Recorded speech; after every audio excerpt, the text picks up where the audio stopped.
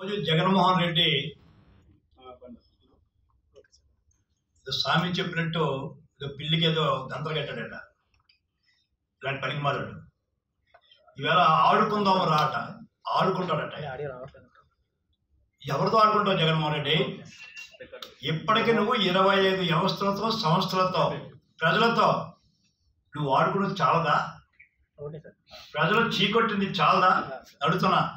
అమరావతితో ఆడుకున్నావు, అమరావతి నాశనం చేసావు. పోలవరంతో ఆడుకున్నావు, పోలవరాన్ని నాశనం చేసావు. ఎన్నికల సంస్థ ఏదైతే ఎన్నికల కమిషన్తో ఆడుకున్నావు దాన్ని నాశనం చేసావు. స్వయాన్న గౌరవమైనటువంటి శాసనమండలితో ఆడుకున్నావు, దాన్ని ప్రతిష్ట దిగదార్చావు. అక్కడితో ఆగావా?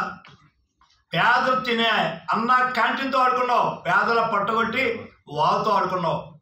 అక్కడితో ఆగావా? ఎన్జిఓస్తో ఆడుకున్నావు. కనీ విరిగినటువంటి ఉద్యమాలు జరిగితే వాళ్ళతో ఆడుకున్నావు.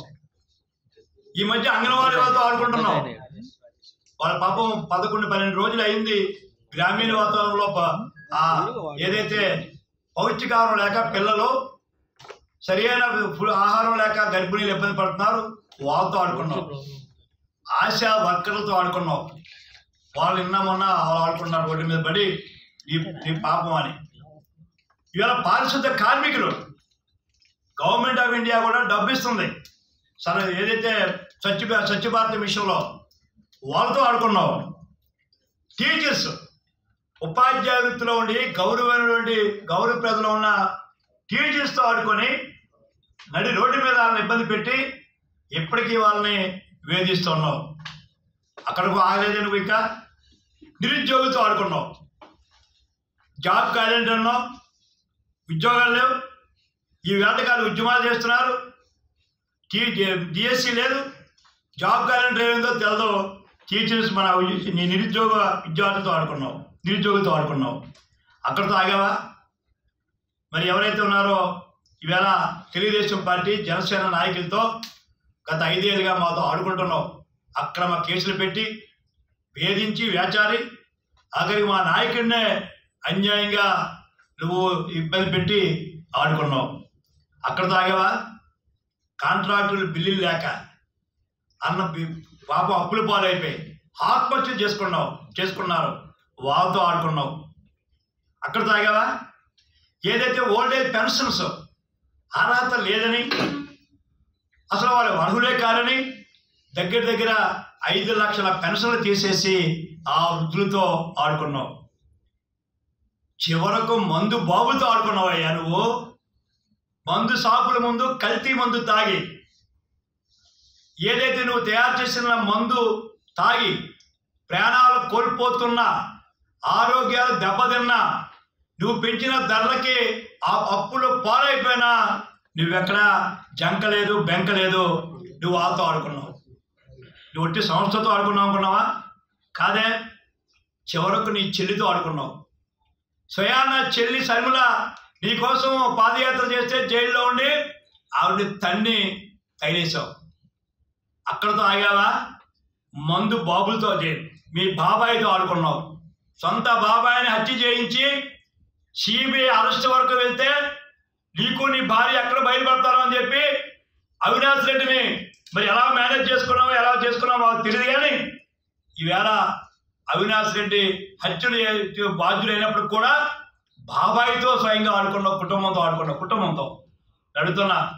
ఈవేళ భవన కార్మికులతో ఆడుకున్నావు. ఇసుకని నీ బాబు సొమ్ములాగా నువ్వు నీ బినామీ పెట్టుకొని జేపీ కన్స్ట్రక్షన్కి ఇచ్చి నువ్వు భవన కార్మికుల పట్టగొట్టి ఎక్కడికో కేరళకో హైదరాబాద్కో ఢిల్లీకో ఆంధ్రప్రదేశ్ భవన కార్మికులు పోతూ ఉంటే నువ్వెక్కడా మాట్లాడటం లేదు. నిన్ను కాపాడుతున్న లాండ్ ఆర్డర్, నువ్వు చెప్పావని మమ్మల్ని బొక్కలేస్తున్న పోలీసులు, జీతాలు లేక అలవెన్సెస్ లేక నువ్వు పోలీసులతో ఆడుకున్నావు.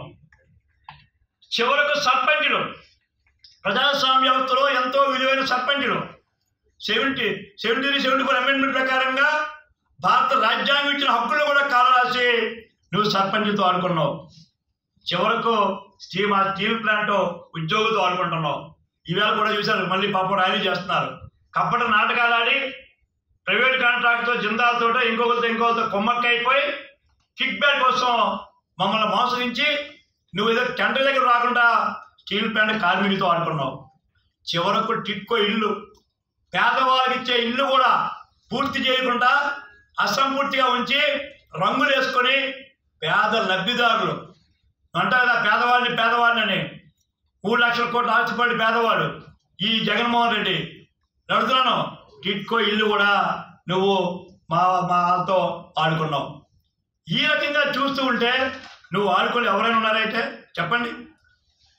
అందరితో మేము చెప్పినట్టు అందరితో చివరికి అవుట్ సోర్సింగ్ కాంట్రాక్టర్ రెగ్యులరైజ్ చేస్తాను, 4 రోజుల్లోనే మేము అందరినీ కూడా పర్మిట్ చేస్తామని చెప్పి వాళ్ళతో ఆడుకున్నాం. ఇలాగా మొత్తం ఆఖరికి ఎవరితో ఆడుకుని చెప్పినప్పుడు ఎమ్మెల్యేతో ఆడుకుంటున్నారు. నీ పార్టీ ఎమ్మెల్యేలే నీ భద్రత లేక ఇంటికి పిలుచుకొని నువ్వు ఆడుకుంటున్నావు. నీ మంత్రులకి వేళ భద్రత లేక శాఖలు ఓలేసి తాడేపల్లి కొంపలు తిరుగుతున్నారు. ఈవేళ 70 మంది ఎమ్మెల్యేలు దావుడున్నారు. వేళ నీ ఆటకి భయపడి తిరుపతి పోయిన ఒకడు, ఆరోగ్యం వాళ్ళది ఒకడు, నువ్వు పిలుస్తుంటే దావుడుంటున్నారు 60-70 మంది ఎమ్మెల్యేలు మంత్రులు. నువ్వు వాళ్ళతో ఆడుకున్నావు. ఈ రకంగా 25 వ్యవస్థలతో, సంస్థలతో, ప్రజలతో నువ్వు ఆడుకొని ఈవేళ ఆడుకుందావురా అని నువ్వు వెళ్తే ప్రజలు అమ్మాయిలు అనుకుంటారా జగన్మోహన్ రెడ్డి? నేను చెప్తున్నాను, ఈ ఆటలన్నీ బంద్ అవుతాయి. ఖేల్ ఖతం, దుకాన్ బంద్. మిస్టర్ జగన్మోహన్ రెడ్డి, నువ్వు అనుకుంటున్నావేమో అందరిని హింసించే పులికేసి రాజులాగా మొత్తం వ్యవస్థలు మహిళలు ఎంత మోసగించావయ్యా. మహిళకేమో 40 పెన్షన్ ఏమో మొత్తం అందరికీ ఇస్తామని, అమ్మఒడి అందరికీ ఇంటి ముగ్గురు ఇస్తామని మహిళతో ఆడుకున్నావు. ప్రతి మహిళకి మరి బ్యాంకు రుణం మాఫీ చేస్తామని వాళ్ళకి 33 నిబంధనలు పెట్టావు. మరి పెన్షన్ ఏమో మరి అందరికీ ఇస్తామని చెప్పి పెన్షన్ మాట మార్చి మరి 45 ఏళ్ళ వయసు దాటిన వాళ్ళకి అని చెప్పి మళ్ళీ మాట మార్చావు. మహిళని మోసగించావు. వాళ్ళతో ఆడుకున్నావు. ఇవాళ రైతాంగంతో ఆడుకుంటున్నావు. రైతాంగానికి రైతుకి నేను ఎన్నో ఇస్తామని చెప్పి చివరకు రైతుకి రావాల్సిన రాయితీలు, రైతుకి రావాల్సిన మద్దతు ధర, రైతు పండించిన ధాన్యానికి కూడా ధర ఇవ్వకుండా, పేమెంట్ ఇవ్వకుండా రైతులతో ఆడుకున్నావు. ఎంతమందితో ఆడుకున్నావు నువ్వు? చివరకు సిబిఐతో ఆడుకున్నాడు ఈయన. చివరకు సిబిఐని వస్తూ ఉంటే మేము అన్నప్పుడు సిబిఐని బ్యాన్ చేసామని చెప్పిన ఈయన సిబిఐ వస్తే పోలీసులు పెట్టి కేసులు పెట్టించావు. సిబిఐతో ఆడుకున్నావు. నువ్వు ఆడుకోలేని ఒక్కడే ఉన్నాడు జగన్మోహన్ రెడ్డి. మోడీ ఒకడే మిగిలిపోయినాడయ్యా. మాతో ఆడుకున్నావు, పక్కన రాష్ట్రాలతో ఆడుకున్నావు, నేను చెప్పిన సంస్థతో ఆడుకున్నావు. మరి మోడీతో ఎందుకు ఆడట్లేదే జగన్మోహన్ రెడ్డి అడుగుతున్నాను. చెప్పు. పవన్ కళ్యాణ్ గారితో ఆడుకున్నావు, మా చంద్రబాబు నాయుడుతో ఆడుకోవాలని ప్రయత్నించావు, పవన్ కళ్యాణ్తో ఆడుకుందామని ప్రయత్నించావు, మొట్టికాయ తిన్నాయి. న్యాయస్థానాలతో ఆడుకోవాలని చూస్తావు. ఎన్ని న్యాయస్థానాలు ఈ మొట్టికాయ కొట్టాయి? సుప్రీంకోర్టు ఒక్క కేసులో గెలిచావా జగన్మోహన్ రెడ్డి? ఒక్క కేసు. హైకోర్టులో ఒకటైనా గెలిచావా నువ్వు? కొన్ని గెలిచినా మరి సుప్రీంకోర్టు మొట్టికాయ వేయలేదా? మరి ఎందుకే నువ్వు మోడీతో ఆడటం లేదు? అందరితో ఆడుతున్నావు కదా, సోనియా గాంధీతో ఆడని చెప్తావు కదా గొప్పగా. మోడీతో ఆడలేదంటే అక్కడ నీ వ్యవహారం అంతా, నీ బతుకంతా కూడా అమిత్ షా దగ్గర, మోడీ దగ్గర ఉందని మరి మెల్ల వంచుతాను, ప్రత్యేక హోదా తెస్తాను, మెడలో ఉంచుతాను, వెనుకబడి వర్గాలు నిధులు తెస్తాను, బ్యాక్వర్డ్ ఎలిఫ్టెడ్ నిధులు తెస్తాను, మెడలో ఉంచుతాను, రైల్వేలు ఉంచానని చెప్పి ఇక్కడ ఆటలన్నీ ఆడి అక్కడ మెడలో వంచావు. ఈ వేళ కూడా మెడలో వంచుతూ ఉన్నావు. అందుచేత నీ దిక్కుమాలిపోయిన ఆడుకుందాం రా. స్పోర్ట్స్ స్టేడియంలు ఖాళీగా గెలుస్తున్నాయి, దాని నిర్వహణ లేదు. స్వయం నా కాన్స్టిట్యూన్సీలో నేను స్టేడియం తెచ్చుకుంటే, ఇండోర్ స్టేడియము, దాన్ని ఓపెన్ చేసి దాన్ని తలుపులు వేసేస్తే ఆ క్రీడాకారులు బలవంతంగా ఓపెన్ చేసి ఆడుకుంటున్నారు. అందుచేత జగన్మోహన్ రెడ్డి ఇక నువ్వు ఆడుకోవాల్సింది 2 ఏళ్ళు ఉన్నాయి. చివరి అంకం చెప్తున్నాను నీకు. ఎన్ని ఆడుకున్నావు, వీళ్ళందరూ రెడీగా ఉన్నారు. నువ్వు ఎవరితో ఆడుకున్నావో నిన్ను ఓడించడానికి ఈ దిక్కుమాలి గేమ్లో నువ్వు వాటం సజ్జు. నువ్వు ఆడుకోవాల్సింది ఇంకొకటే ఒకటి ఉంది. ఇప్పుడైనా 3 నెలలు టైం ఉంటే పబ్జీ గేమ్ ఆడుకో. ఇక పని లేదు, డబ్బులు లేవు, అభివృద్ధి లేదు, కోట్లన్నీ మొట్టిగా చేసాయి, ఇంట్లోని పైకి వచ్చే అవకాశం లేదు, నీ ఎమ్మెల్యేలు మంత్రులు చీకొడుతున్నారు. పబ్జీ గేమ్ ఆడుకో. లేదు కావాలా 6 మాసాల తర్వాత డెఫినెట్గా 12 సిబిఐ కేసులు సుప్రీంకోర్టు డైరెక్ట్ ఇచ్చింది. మొన్న సుప్రీంకోర్టు సీజీ ఒక జడ్జి గారు కూడా, హానరబుల్ జడ్జి గారు కామెంట్ చేశారు. రేపు మాపో నీ 12 సిబిఐ కేసులు, 7 ఈడీ కేసులు తెరపైకి వస్తూ ఉన్నాయి. ఇవి రేపు ప్రభుత్వం రాగానే డెఫినెట్గా జగన్మోహన్ రెడ్డి, రేపు చంద్రబాబు నాయుడు గారు, పవన్ కళ్యాణ్ నాయకత్వంలో ప్రభుత్వం రాగానే ఈ అవినీతి ఏదైతే మందులో కానీ, ఇసుకలో కానీ, ల్యాండ్ ఎక్విజిషన్లో కానీ, మీటర్లో కానీ, లేదా ప్రాజెక్టు అమ్మడంలో కానీ, భూముల ఆక్రమణలో కానీ, ఇవన్నీ కూడా మరొకరిని కేసులు ఆధారాలు లేదు. ఇలాగా దొంగ కేసులు పెట్టాం. ప్రతి ఎవిడెన్స్తో మేము కేసు పెడితే నువ్వు డెఫినెట్గా నువ్వు సంచిలగూడ జైల్లోనో, రాజమండ్రి జైల్లోనో ఆడుకోవాల్సి వస్తుంది.